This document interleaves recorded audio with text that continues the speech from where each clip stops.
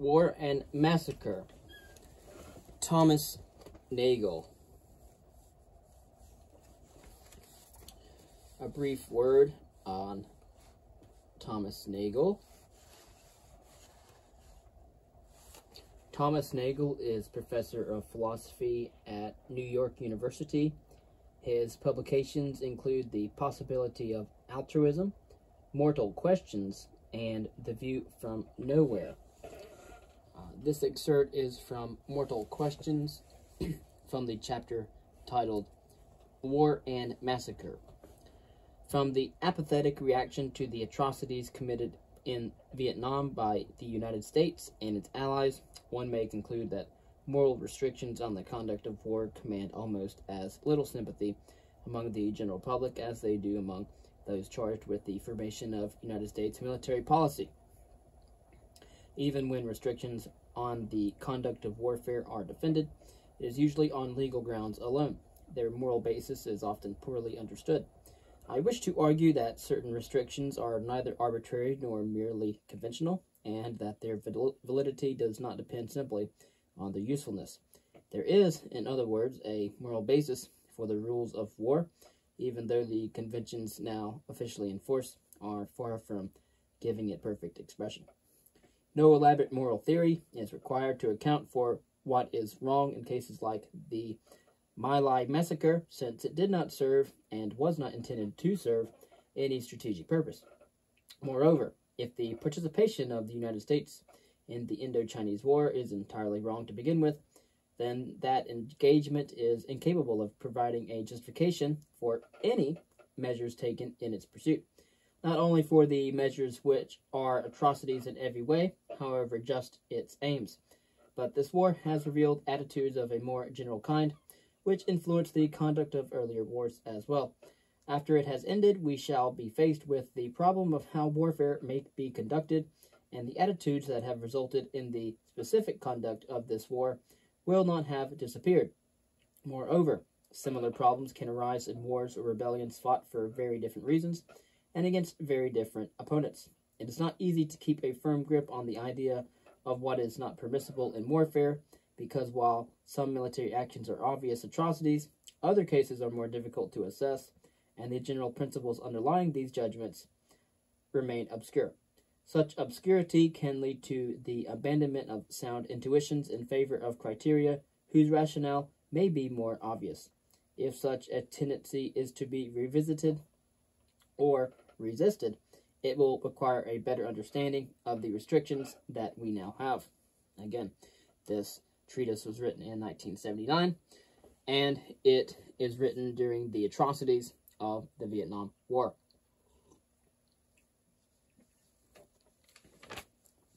I propose to discuss the most general moral problem raised by the conduct of warfare, the problem of means and ends.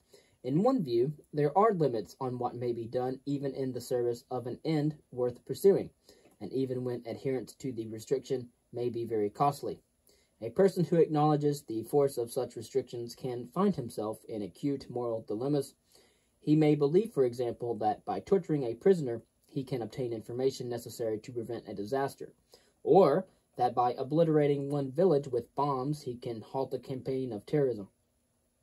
If he or she believes that the gains from a certain measure will clearly outweigh its costs, yet still suspects that he or she ought not to adopt it, then he or she is in a dilemma produced by the conflict between two disparate categories of moral reason, categories that may be called utilitarian and absolutist.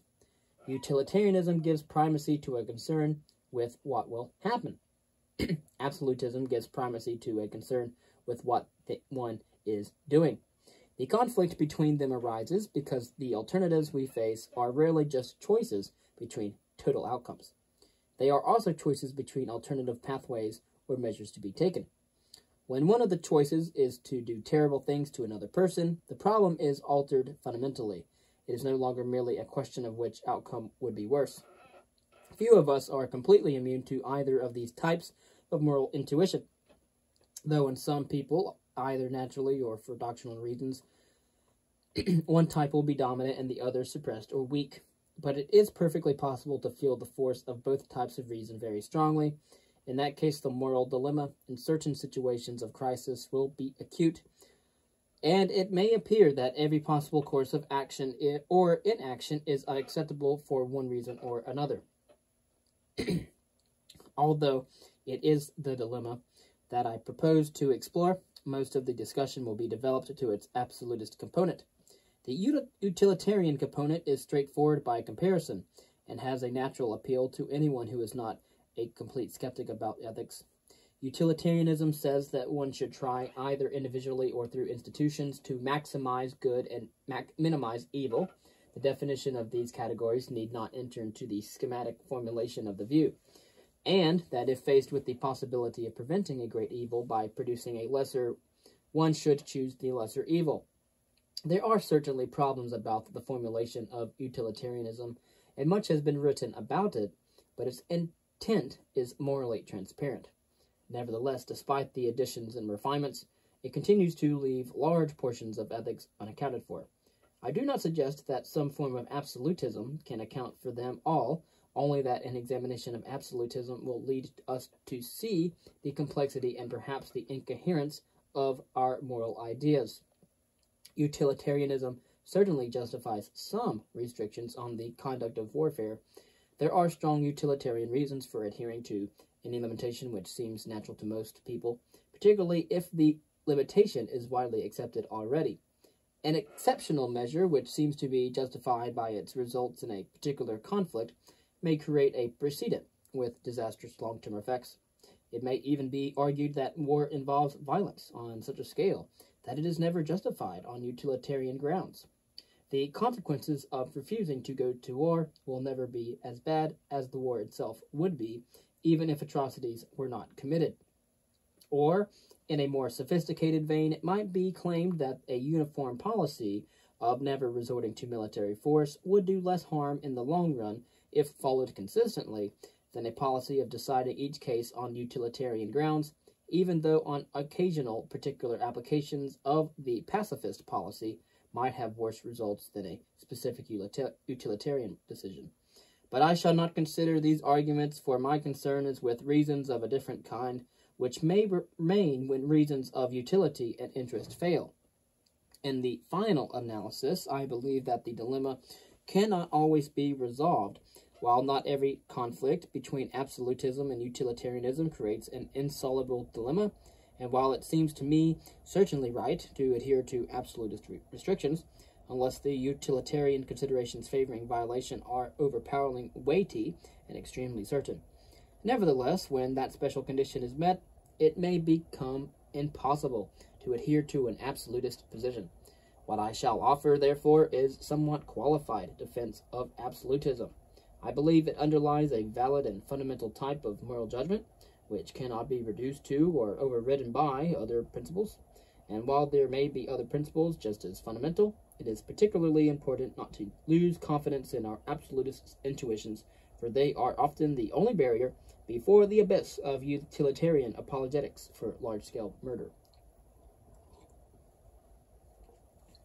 One absolutist position that creates no problems of interpretations is pacifism, the view that one may not kill another person under any circumstances, no matter what good would be achieved or evil averted thereby. The type of absolutist position that I am going to discuss is different. Pacifism draws on the conflict with utilitarian considerations very starkly, but there are other views according to which violence may be undertaken, even on a large scale, in a clearly just cause, so long as certain absolute restrictions on the character and direction of that violence are observed. The line is drawn somewhere closer to the bone, but it exists. The philosopher who has done most to advance contemporary philosophical discussion of such a view and to explain it to those unfamiliar with its extensive treatment in Roman Catholic moral theology is G.E.M. Anscombe. In 1958, Miss Anscombe published a pamphlet entitled Mr. Truman's Degree, on the occasion of the award by Oxford University of an honorary doctorate to Harry Truman.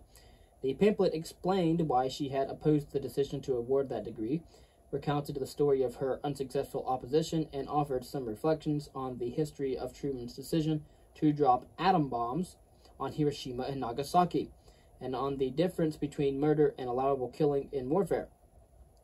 Again, this was an atom bomb, not a hydrogen bomb. Nevertheless, she pointed out that the policy of deliberately killing large numbers of civilians, either as a means or as an end in itself, did not originate with Truman, and was common practice among all parties during World War II for some time before Hiroshima. The Allied area bombings of German cities by conventional explosives included raids which killed more civilians than did the atomic attacks. The same is true of certain firebomb raids on Japan. The policy of attacking the civilian population in order to induce an enemy to surrender or to damage his morale seems to have been widely accepted in the civilized world, and seems to be accepted still, at least if the stakes are high enough. It gives evidence of a moral conviction that the deliberate killing of non-combatants, women, children, old people, is permissible if enough can be gained by it. Obviously, you have to think here that the dropping of the bomb at Hiroshima was, one would say, not necessary. The war would have ended about 2 weeks after the fact, although many killings would have happened over those span of 2 weeks. The dropping of the bomb on Nagasaki was absolutely not necessary. Although they had spent millions and millions of dollars on these bombs, they were going to drop them anyway, regardless of whether or not they should have dropped the second one in an open desert. Is highly debated still today. This follows from the more general position that any means can, in principle, be justified if it leads to a sufficiently worthy end. Well, such an attitude is evident not only in the more spectacular current weapons systems, but also in the day-to-day conduct of the non-global war in Indochina. The indiscriminate destructiveness of anti-personnel weapons, napalm and aerial bombardment, cruelty to prisoners, massive relocation of civilians, destruction of crops, and so forth. An absolutist position opposes to this the view that certain acts cannot be justified no matter what the consequences. Among those acts is murder, the deliberate killing of the harmless, civilians, prisoners of war, and medical personnel. In the present war, such as the Vietnam War and the one in Indochina, such measures are sometimes said to be regrettable, but they are generally defended by reference to military necessity and the importance of the long-term consequences of success or failure in the war. I shall pass over the inadequacy of this consequentialist defense in its own terms. That is the dominant form of moral criticism of the war, for it is part of what people mean when they ask, is it worth it? I am concerned rather to account for the inappropriateness of offering any defense of that kind for such actions. Many people feel, without being able to say much more about it, that something has gone seriously wrong when certain measures are admitted into consideration in the first place. The fundamental mistake is made there, rather than at the point where the overall benefit of some monstrous measure is judged to outweigh its disadvantages, and it is adopted. An account of absolutism might help us to understand this. If it is not allowable to do certain things, such as killing unarmed prisoners or civilians, then no argument about what will happen if one does not do them can show that doing them would be all right. Absolutism does not, of course, require one to ignore the consequences of one's acts. It operates as a limitation on utilitarian reasoning, not as a substitute for it. An absolutist can be expected to try to maximize good and minimize evil so long as this does not require him or her to transgress an absolute prohibition like that against murder. But when such a conflict occurs, the prohibition takes complete precedence over any consideration of consequences. Some of the results of this view are clear enough.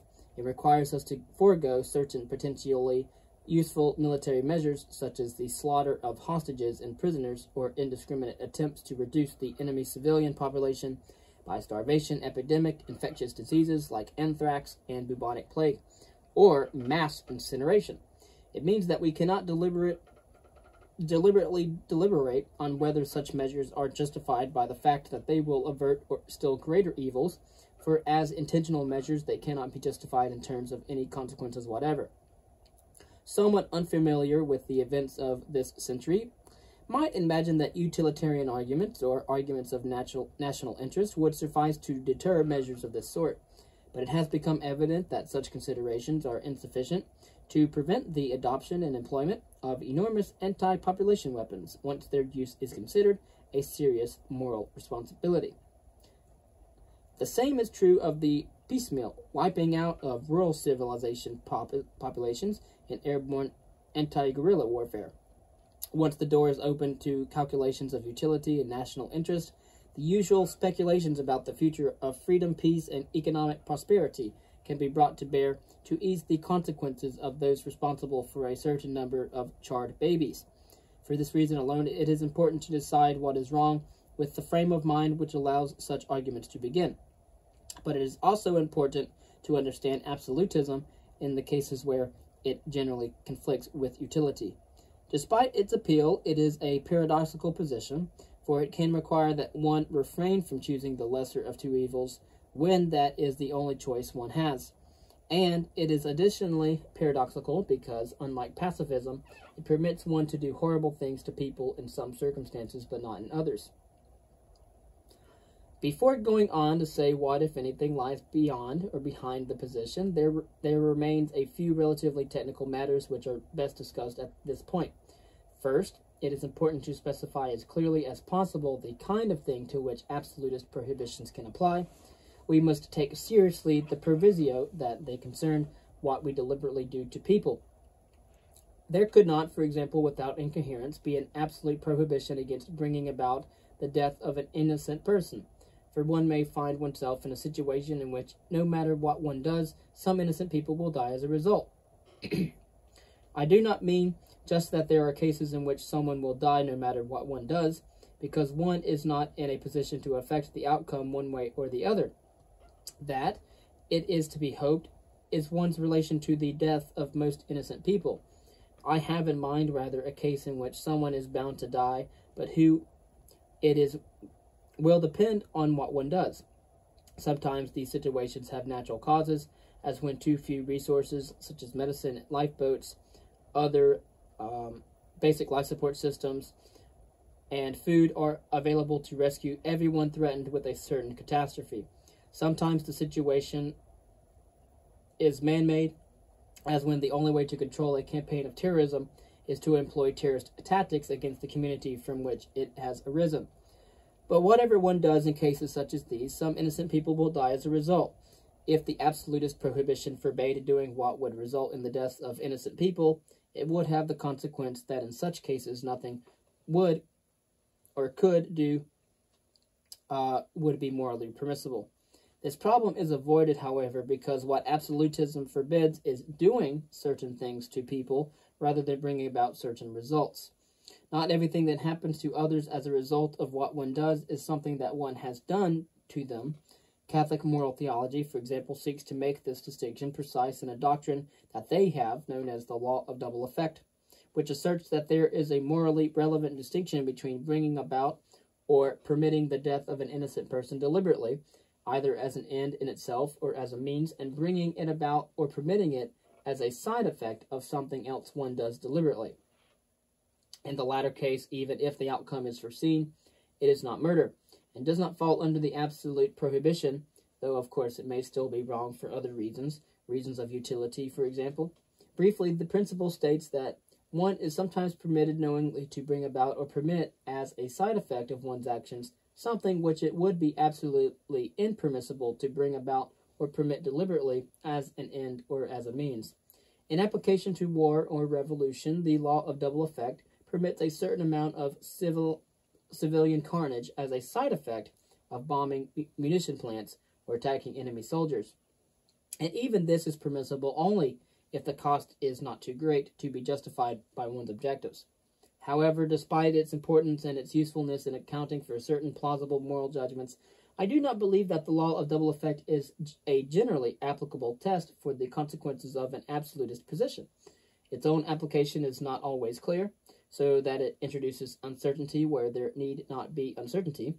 In Indochina, for example, there is a great deal of aerial bombardment, strafing, spraying of napalm, and employment of pellet or needle-spraying anti-personnel weapons against rural villages in which guerrillas are suspected to be hiding, or from which small arms fire has been received. The majority of those killed and wounded in these aerial attacks are reported to be women and children, even when some combatants are caught as well. However, the government regards these civilian casualties as a regrettable side effect of what is a legitimate attack against an armed enemy.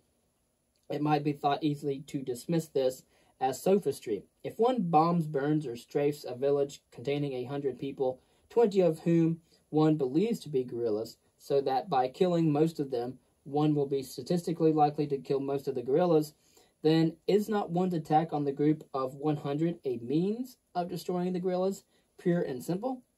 If one makes no attempt to discriminate between guerrillas and civilians, as is impossible in aerial attacks on small village, then one cannot regard as a mere side effect the deaths of those in the group that one would not have bothered to kill if more selective means had been available.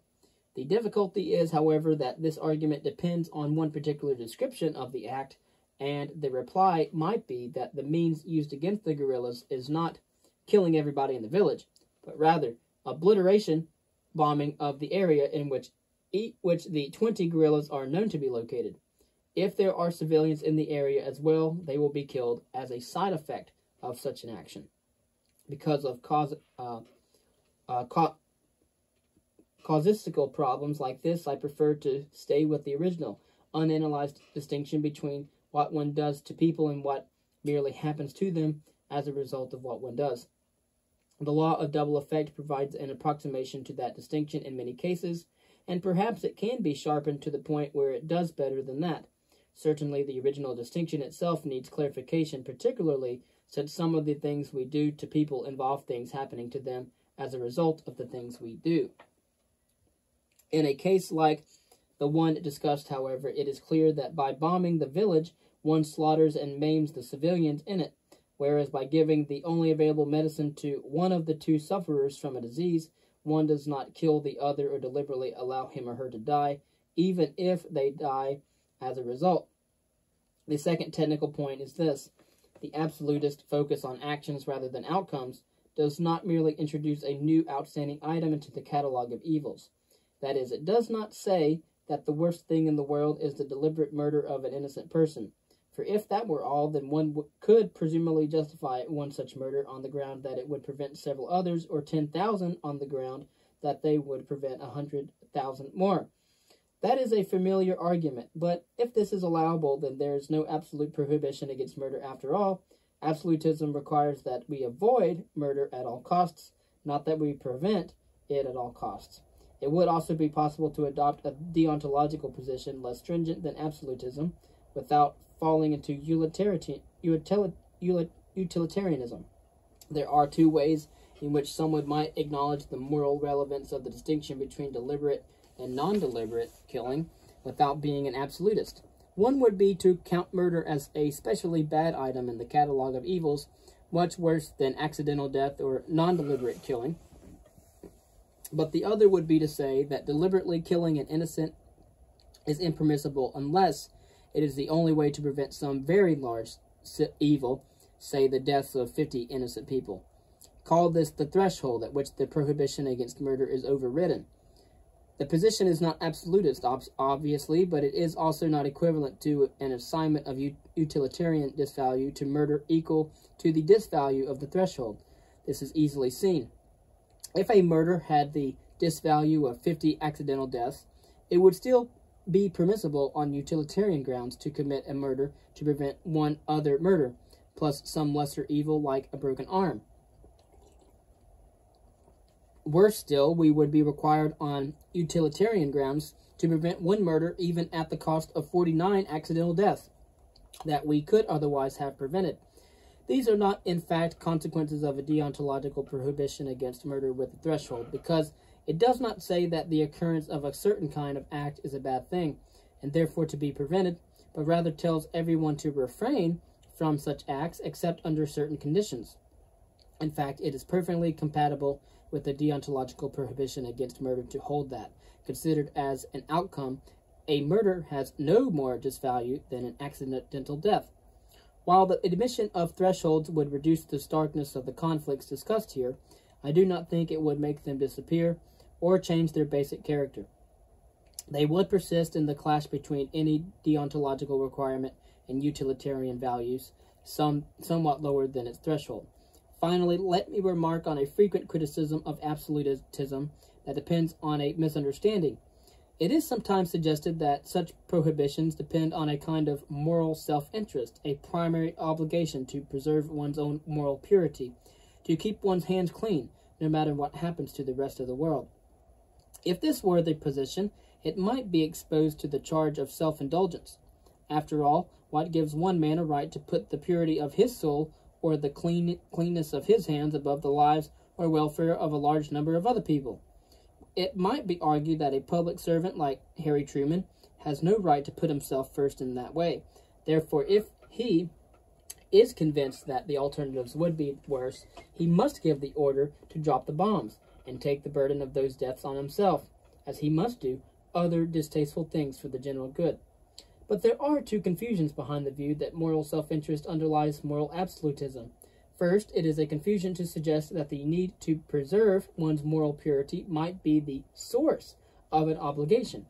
For if by committing murder one sacrifices one's moral purity or integrity, that can only be because there is already something wrong with murder.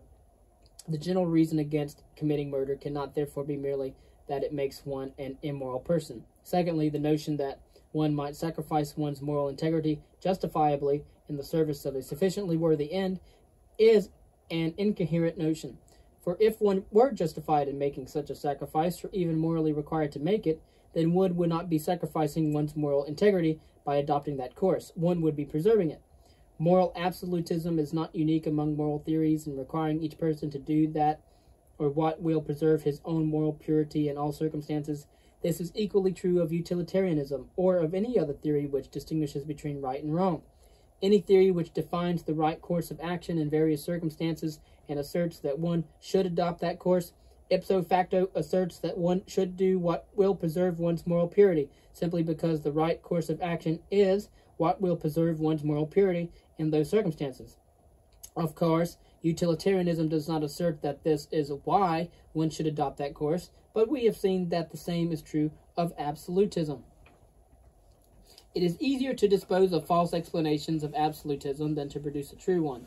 A positive account of the matter must begin with the observation that war, conflict, and aggression are relations between the persons.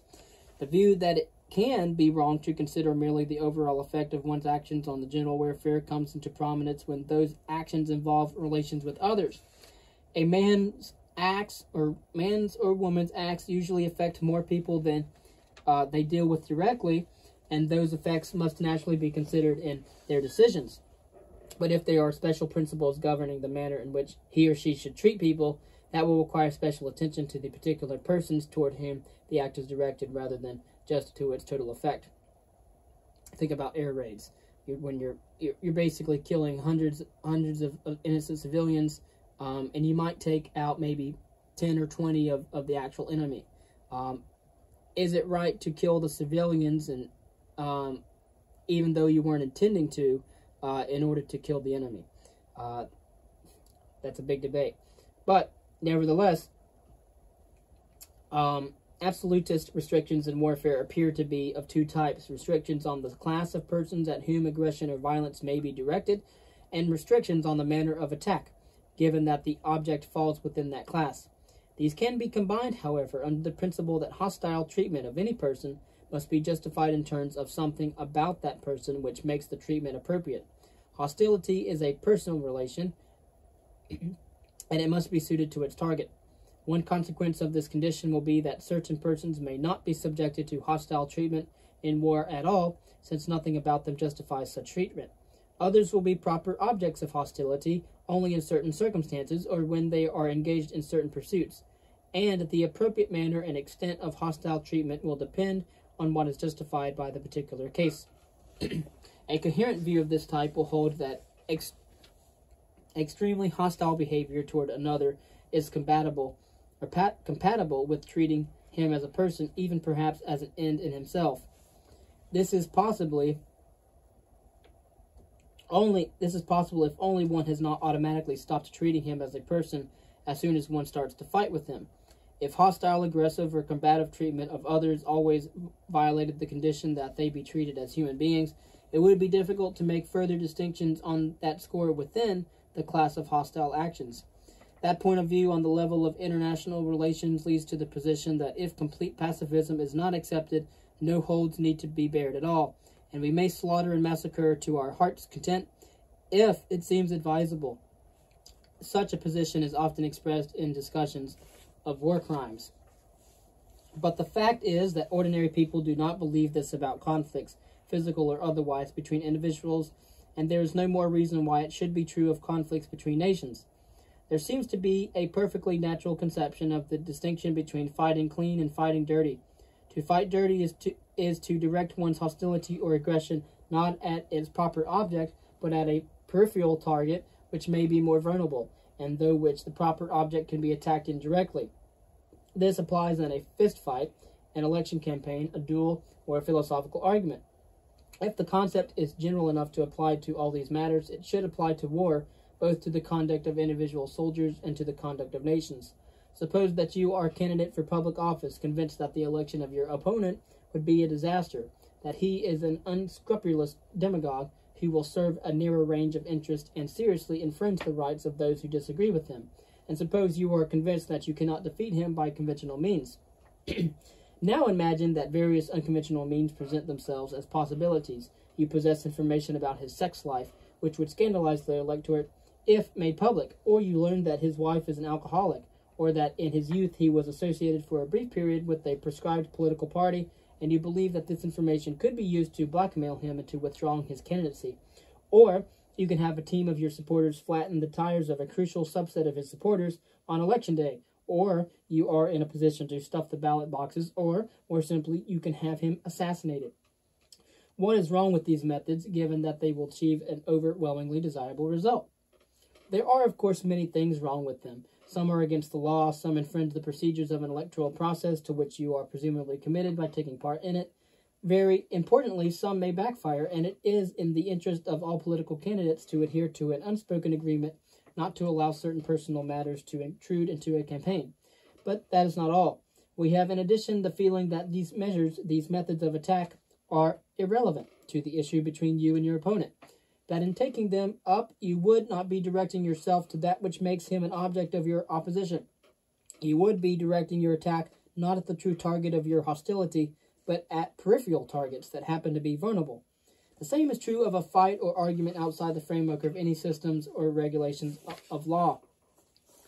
In an altercation with a taxi driver over an excessive fare, it is appropriate to taunt him about his accent, flatten one of his tires, or smear chewing gum on his windshield, and it remains inappropriate even if he casts aspersions on your on your race, politics, or religion, or dumps the contents of your suitcase into the street. The importance of such restrictions may vary with the seriousness of the case, and what is unjustifiable in one case may be justified in a more extreme one. But they all derive from a single principle, that hostility or aggression should be directed at its true object. This means both that it should be directed at the person or persons who provoke it, and that it should aim more specifically at what is provocative about them. The second condition will determine what form of the hostility may be appropriately taken. It is evident that some idea of the relation in which one should stand to other people underlies this principle, but the idea is difficult to state. Again, to state it again, that the hostility should be directed at the person or persons who provoke the hostility, and you should aim more specifically at what is provocative about them, not the things that are in their peripheral. So, it is evident that some idea of the relation in which one should stand to other people underlies this principle, but the idea is difficult to state. I believe it is roughly this. Whatever one does to another person intentionally must be aimed at him or her as a subject, with the intention that he receive it as a subject. It should manifest an attitude to him rather than just to the situation, and he should be able to recognize it and identify himself as the object. The procedures by which such an attitude is manifested need not be addressed to the person directly. Surgery, for example, is not a form of personal confrontation, but a part of a medical formal treatment that can be offered to a patient face-to-face and received by him as a response to his needs and the natural outcome of an attitude toward him. Hostile treatment, unlike surgery, is already addressed to a person and does not take its interpersonal meaning from a wider context, but hostile acts can serve as the expression or implementation of only a limited range of attitudes to the person who is attacked. Those attitudes in turn have as objects certain real or presumed characteristics or activities of the person which are thought to justify them. When this background is absent, hostile or aggressive behavior can no longer be intended for the reception of the victim as a subject. Instead, it takes on the character of a purely bureaucratic operation. This occurs when one attacks someone who is not the true object of one's hostility. The true object may be someone else who can be attacked through the victim, or one may not be manifesting a hostile attitude toward anyone, but merely using the easiest available path to some desired goal. One finds oneself not facing or addressing the victim at all, but operating on him, without the larger context of personal interaction that surrounds a surgical operation. If absolutism is to defend its claim to priority over considerations of utility, it must hold that the maintenance of a direct interpersonal response to the people one deals with is a requirement which no advantages can justify one in abandoning. The requirement is absolute only if it rules out any calculation of what would justify its violation. I have said earlier that there may be circumstances so extreme that they render an absolutist position untenable. One may find, then, that one has no choice but to do something terrible. Nevertheless, even in such cases, absolutism retains its force in that one cannot claim justification for the violation. It does not become all right. As a tentative effort to explain this, let me try to connect absolutist limitations with the possibility of justifying to the victim what is being done to him. If one abandons a person in the course of rescuing several others from a fire or a sinking ship, one could say to him, "You understand, I have to leave you to save the others." Similarly, if one subjects an unwilling child to a painful surgical procedure, one can say to him, "If you could understand, you would realize that I am doing this to help you." One could even say, as one bayonets an enemy soldier, "It's either you or me." But one cannot really say, while torturing a prisoner, "You understand, I have to pull out your fingernails because it is absolutely essential that we have the names of your Confederates." Nor can one say to the victims of Hiroshima, "You understand, we have to incinerate you to provide the Japanese government with an incentive to surrender," even though they were going to surrender 2 weeks later. Because that would not be the reason. It would be trying to cause the multiplicity of deaths that would have occurred over the last 2 weeks of that war. This does not take us very far, of course, since a utilitarian would presumably be willing to offer justifications of the latter sort of to his victims in cases where he thought they were sufficient.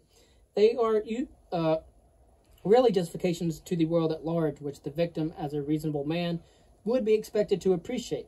However, there seems to be something wrong with this view, for it ignores the possibility that to treat someone else horribly puts you in a special relation to him, which may have to be defended in terms of features of your relation to him.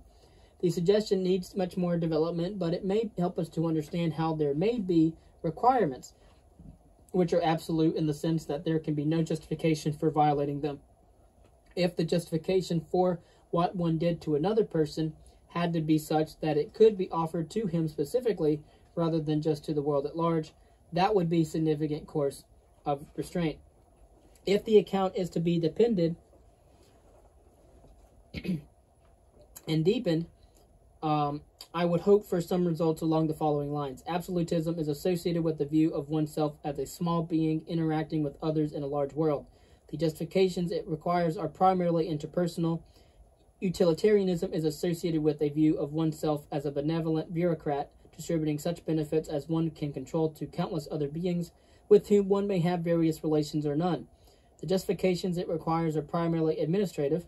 The argument between the two moral attitudes may depend on the relative priority of these two conceptions. Some of the restrictions on methods of warfare which have been adhered to from time to time are to be explained by the mutual interests of the involved parties. Restrictions on weaponry, treatment of prisoners, etc. But that is not all there is to it. The conditions of directness and relevance, which I have argued, apply to relations of conflict and aggression, apply to war as well. I have said that there are two types of absolutist restrictions on the conduct of war. Those that limit the legitimate targets of hostility, and those that limit its character, even when the target is acceptable. I shall say something about each of these. As will become clear, the principle I have sketched does not yield an unambiguous answer in every case.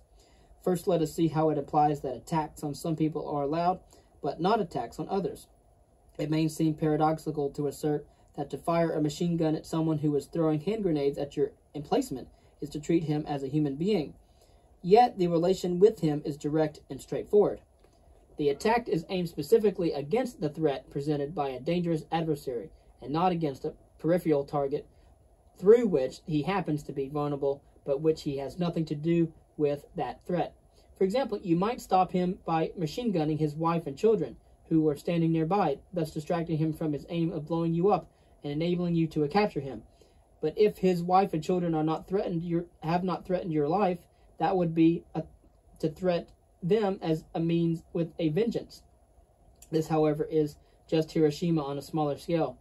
One objection to weapons of mass annihilation, nuclear, thermonuclear, biological, or chemical, is that their indiscriminateness disqualifies them as direct instruments for the expression of hostile relations.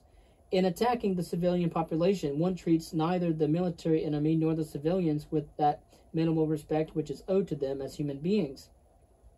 In a sense, it is vengeance. This is clearly true of the direct attack on people who present no threat at all, but it is also true of the character of the attack on those who are threatening you, i.e. the government and military forces of the enemy. Your aggression is directed against an area of vulnerability quite distinct from any threat by the enemy presented by them which you may be justified in meeting.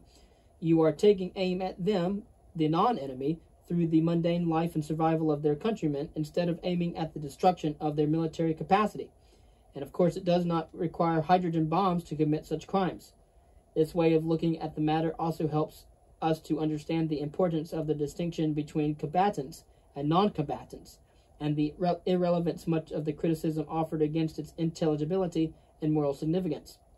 According to the absolutist position, deliberate killing of the innocent or non-combatants, or the non-enemy, is murder, and in warfare the role of the innocent is filled by non-combatants. This has been thought to raise two sorts of problems. First, the widely imagined difficulty of making a division in modern warfare between combatants and non-combatants. Second, there are problems deriving from the connotation of the word innocence. Let me take up the latter question first. In the absolutist position, the operative notion of innocence is not moral innocence, and is not opposed to moral guilt. If it were, we would be justified in killing a wicked but non-combatant hairdresser in an enemy city who supported the evil policies of his government, and unjustified in killing a morally pure conscript who was driving a tank toward us with the profoundest regrets and nothing but love in his heart. But moral innocence has very little to do with it, for in the definition of murder, innocent means currently harmless, and it is opposed not to guilty, but to doing harm.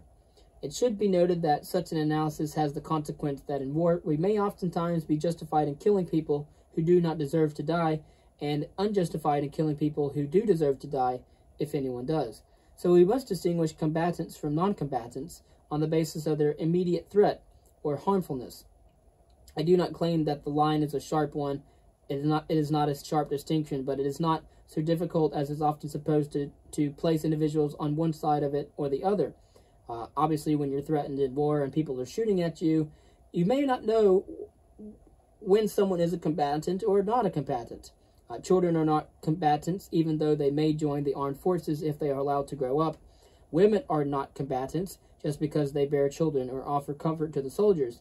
More problematic are the supporting personnel, whether in or out of uniform, from drivers of munitions trucks and army cooks to civilian munitions workers and farmers. I believe they can be plausibly classified by applying the condition that the prosecution of conflict must direct itself to the cause of danger, and not to what is peripheral. The threat presented by an army and its members does not consist merely in the fact that they are men, but in the fact that they are armed and are using their arms in the pursuit of certain objectives. Contributions to their arms and logistics are contributions to this threat. Contributions to their mere existence as men are not.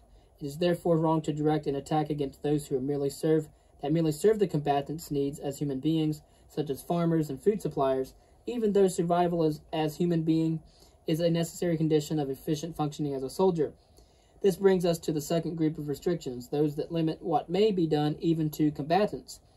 These limits are harder to explain clearly. Some of them may be arbitrary or conventional, and some may have to be derived from other sources, but I believe that the condition of directness and relevance in hostile relations accounts for them to a considerable extent. Consider first a case which involves both a protected class of non-combatants and a restriction of the measures that may be used against combatants. One provision of the rules of war, which is universally recognized, though it seems to be turning into a dead letter in Vietnam, is the special status of medical personnel and the wounded in warfare. It might be more efficient to shoot medical officers on sight and to let the enemy wounded die rather than be patched up to fight another day. But someone with medical insignia is supposed to be left alone and permitted to tend and retrieve the wounded. I believe this is because medical attention is a species of attention to completely general human needs, not specifically to the needs of a combat soldier, and our conflict with the soldier is not with his existence as a human being. But by extending the application of this idea, one can justify prohibitions against certain particularly cruel weapons, starvation, poisoning, infectious diseases, supposing they could be inflicted on combatants only, weapons designed to maim or disfigure or torture the opponent rather than merely to stop them. It is not, I think, merely casuistry to claim that such weapons attack the men, not the soldiers.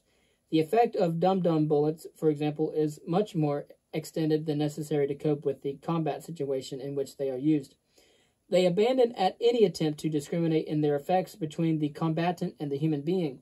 For this reason, the use of flamethrowers and napalm is an atrocity in all circumstances that I can imagine, whoever the target may be. Burns are both extremely painful and extremely disfiguring, far more than any other category of wound. That is a well-known fact that plays no inhibiting part in the determination of United States weapons policy, suggests that moral sensitivity among public officials has not increased markedly since the Spanish Inquisition. Finally, the same condition of appropriateness to the true object of hostility should limit the scope of attacks on an enemy country, its economy, agriculture, transportation system, and so forth. Even if the parties to a military conflict are considered to be not armies or governments, but entire nations, which is usually a grave error, that does not justify one nation in warring against every aspect or element of another nation. That is not justified in a conflict between individuals, and nations are even more complex than individuals, so the same reasons apply. Like a human being, a nation is engaged in countless other pursuits while waging war, and it is not in those respects that it is an enemy. The burden of the argument has been that the absolutism about murder has a foundation in principles governing all one's relations to other persons, whether they are aggressive combatants or amiable, and that these principles and that absolutism apply to warfare as well, with the result that certain measures are impermissible no matter what the consequences. I do not mean to romanticize war. It is sufficiently utopian to suggest that when nations conflict, they might rise to the level of limited barbarity that typically characterizes violent conflicts between individuals, rather than wallowing in the moral pit where they appear to have settled, surrounded by enormous arsenals.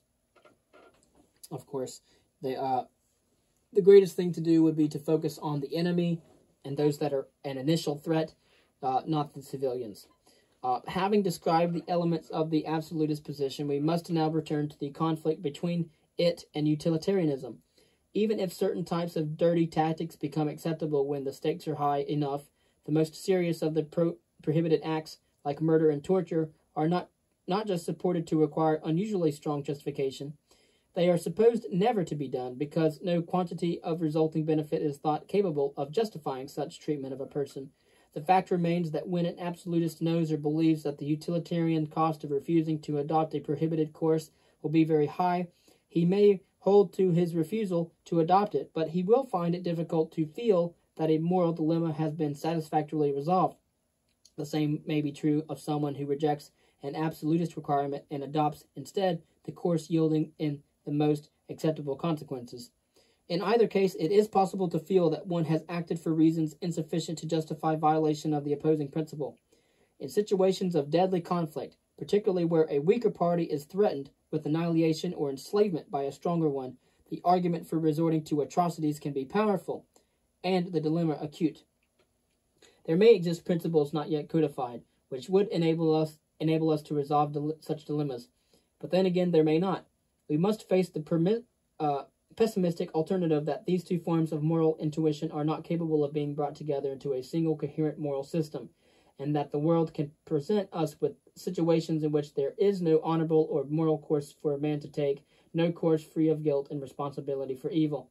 The idea of a moral blind alley is a perfect intelligible one. It is impossible to get into such a situation by one's own fault, however, and people do it all the time. If, for example, one makes two incompatible promises or commitments, becomes engaged to two people, for example, then there is no course one can take which is not wrong, for one must break one's promise to at least one of them. Making a clean breast of the whole thing will not be enough to remove one's reprehensibility. The existence of such cases is not morally disturbing, however, because we feel that the situation was not unavoidable. One had to do something wrong in the first place to get into it.